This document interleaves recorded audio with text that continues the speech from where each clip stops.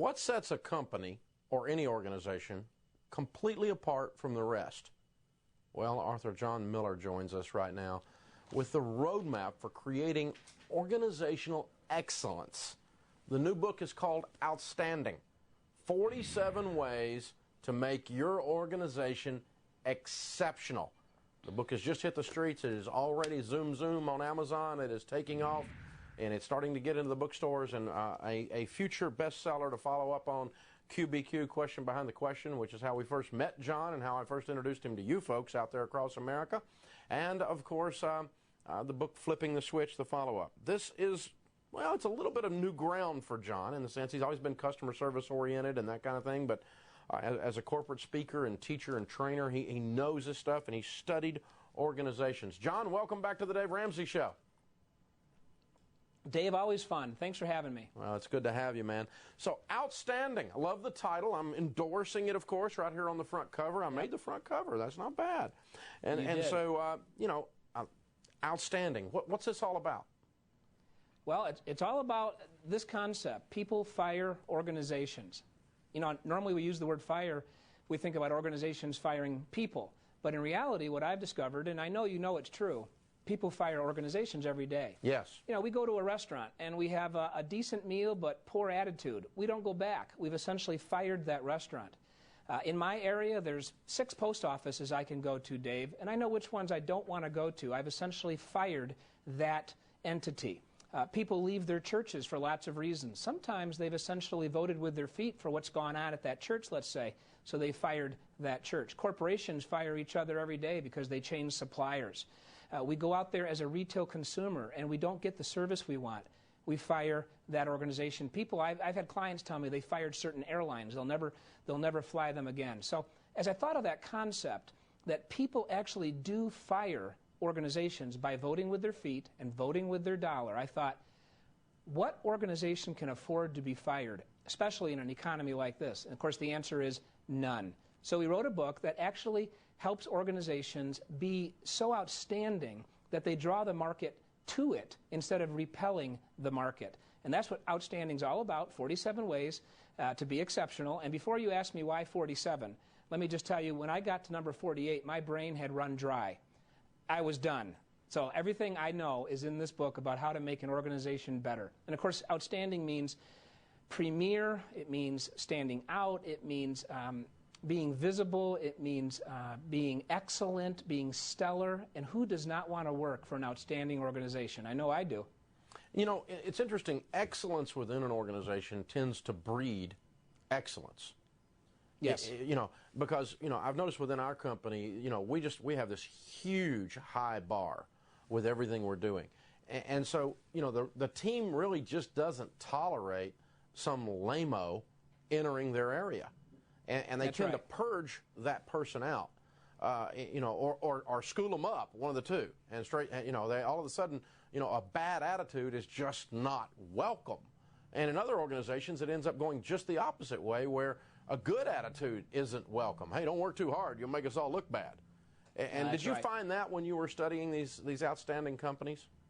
Oh, absolutely. What you find in outstanding organizations is a couple things you just touched on. Number one, people always have the mission top of mind. They know exactly why they do what they do. One thing we've discovered is people will do practically anything if they understand the purpose. If it's ethical and legal, they will do it if they understand why. But in the less than stellar organizations, people often don't understand the mission, why the organization exists, so they can't connect what they do to the why. So in this book, one of the 47 ways is to make sure that the mission is top of mind. The other thing you just touched on is, and I know your organization, Dave, and your organization is outstanding because what you have in your organization is what every organization needs, and that is believers. We have a chapter that talks about the incredible importance of belief. If I don't believe in the institution that I represent, if I don't believe in its mission, if I don't believe in the products and services, if I don't believe in the clientele, if I don't believe in my colleagues, then I'm going to be the person who comes to work on a Monday morning and basically says on the elevator, I owe, so off to work I go, and I can't wait for hump day. And we don't want people inside our organizations waiting for hump day. We want people with passion. We want people with belief. And they need to understand the mission. So when you start looking at what an outstanding organization is all about, That's a couple items right there, is they understand the mission, people know why they work, and they believe in the institution. So let's say I'm sitting on an organization right now. We got an executive out there watching us right now, maybe a small business guy that's got 20, 25 team members or employees. And he says, okay, we're doing okay, but we're really not outstanding. You know, what are a couple of the things that immediately an executive can just take a hold of and go, hey, as a leader in this small business setting or a leader of this area of a large business, what are some things I can just kind of put an injection in there and make everybody, you know, start to unfold a little differently every day?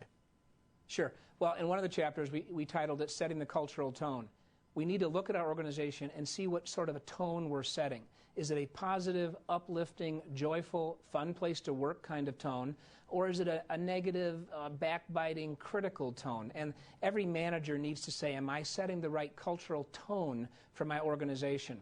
Which would lead to other chapters, like one of them is Make No Excuses. One thing you find in really stellar organizations is they don't make excuses when the ball is dropped. They simply say to the marketplace, I'm sorry, we'll do better next time. So we have to look at the culture. We have to look at the excuse-making that might exist. We have to look at the way we treat people. There's a chapter in there called Forgive Mistakes, which is totally contrary to our society, Dave. You know, we're so litigious. Everybody sues everybody for everything.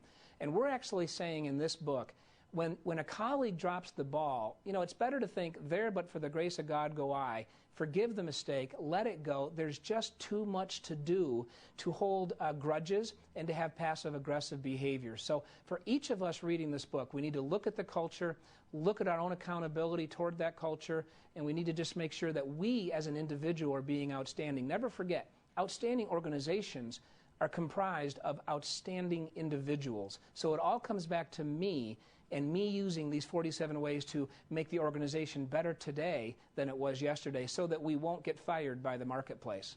Now, if you don't want to get fired by the marketplace, but you've got some lamos, some doofuses on your team, because there's three types of people. There's those that come to work already excellent, on fire. You don't have to do anything except stay out of their way. There's the doofuses that no matter what you do, you could pour gas on them, you can't get them on fire. And then there's the ones that just need some help, and you can lead them towards excellence. But that first category there, the lame-o, you've just got to, you know, have a mindset, I guess, to remove them from the organization so that you get organizational excellence. It's impossible to do it if you keep this bottom rung around. Well, let me first say to your viewers, we don't use the word doofus anywhere in the book, and I hope that doesn't disappoint you, Dave. But I will say this. For a quarter of a century, I've called on organizations selling training systems, and one thing I've learned is if we don't have turnover, we stagnate. And we use the metaphor of the Dead Sea. The Dead Sea is dead because there's no turnover. Organizations die when they don't have turnover. And what always amazes me is people who are actually proud of their low turnover. And I always think, well, how are you bringing in fresh blood? How are you bringing in new ideas? The world is changing. We must have some turnover. Now, I'm not recommending to your viewers and the business owners out there, go out and fire somebody today just to have turnover. But we need to recognize that when we turn people over, we actually are making the organization better. We're making it healthier. It can be more outstanding when we get some of that turnover going. So, using your words, we might need to get rid of some lame-os and some doofuses. But the book is really about the organization collectively becoming outstanding, so we draw, once again, that marketplace to us. And, of course, it always comes back to people. Sometimes people ask me, well, what problems does this book solve for the organization? Well, it solves the major problem, the only problem every organization has, and that is people. Every organization, whether it's a corporation, a nonprofit, a church, it doesn't matter. They all have people problems, and this book is designed to solve those problems. Now, one of the things I've found over the years is the success principles that I've used in my marriage or with my kids apply at work. And the success principles we use in the business, in our organization, many of those with some adaptation, I mean some obvious nuanced differences, but they apply at home, working with the organization called a family. Is it possible that outstanding applies to creating outstanding families? Certainly, yes. The book is written for organizations, but whenever I teach, because of my own background, Karen and I have been married 30 years. We have 7 children, 2 son-in-laws. my family values do come through my material, and I do realize, as you do, that a family is an organization. Just think about it. In my family, each individual has 110 relationships because there's 11 of us. And those relationships are critical, and those relationships are always better when I demonstrate humility. That's in the book. When I forgive mistakes, as we mentioned. When I really treat each person like a customer. When I go that extra mile. So as people look at this material, just like when they read QBQ and Flipping the Switch, Dave, but they often bought it for their business and realized it applied at home. I truly believe when they read Outstanding for their business, they'll say, wow, there are life principles in this book that can help us as a family be outstanding. And there's nothing wrong with that. The John Miller brand is known first and foremost at this point for QBQ, for question behind the question. This idea of accountability, this idea of carrying your part of the water, not being a victim, not being blame shifting. How does Outstanding tie into the work you've done so far? Well, the theme, of course, is individuals make the organization outstanding.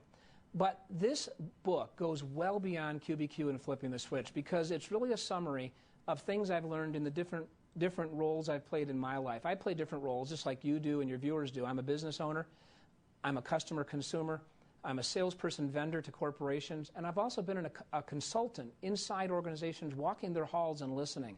So this material is much broader than QBQ and Flipping the Switch, in as much as it deals with all kinds of things that I think make an organization better. Everything from speaking up in meetings to running effective meetings. Would you think after 2 decades of trainers running around teaching people to have better meetings, we're still having lousy meetings inside our organization? Also in this book, the first chapter is all about being fast. What's always amazed me about organizations is the stellar ones cut the red tape, they don't have committees, and they get rid of the meetings and they make decisions quickly. And the less stellar organizations are the ones that take forever to make a decision. They just don't get things done. So the point here is this book covers a lot of different things that QBQ and Flipping the Switch never addressed. John, thank you for taking your time from Denver to join us again. We appreciate you hanging out with us. Dave, it's always an honor to be on your program. Thank you for having me. Well, we appreciate it. Appreciate you being here, my friend. I'm proud of you. This book, again, it's called Outstanding, 47 Ways to Make Your Organization Exceptional. I do not bring authors on here just because they're on tour. I bring people on here who have something to say it well, and when you ingest that information, it gives you the opportunity to change your life. In this case, your organization. Now, you need to know that every caller tonight gets a free copy of this, courtesy of John's publisher. Plus, you can buy it at a discount with free shipping on our website at daveramsey.com. Be sure to check out John's website at outstandingorganization.com. Lots more calls and emails coming right up. Don't go away. You're watching The Dave Ramsey Show on the Fox Business Network.